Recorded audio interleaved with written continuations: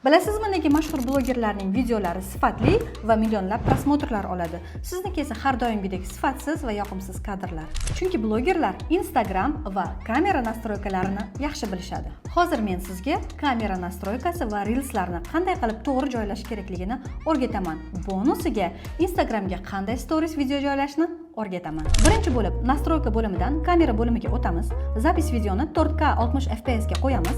HDR degan joyini o'chirib qo'yamiz. Zapis videodan chiqib, pastroqqa tushganimizda setka, zerkalna va уровень degan knopkalarni yoqib qo'yamiz. Endi esa Instagramga kirib, reels joylayotganimizda eng pastiga tushsak, расширенные настройка degan joyga kiramiz va uni ham eng pastiga tushsak, высокое качество degan joyini yoqib qo'yamiz. Biz jamoamiz bilan o'z keyslarimizda mana bunday millionlab jonli prosmotrlarga ega bo'lib kelyapmiz.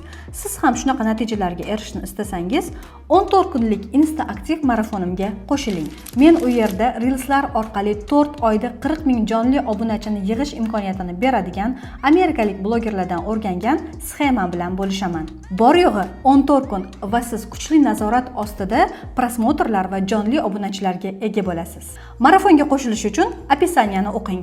Endi storiesga video olishni o'rganamiz. Ko'pchilik qiladigan xatosi bu oldi kamerada videoga olish.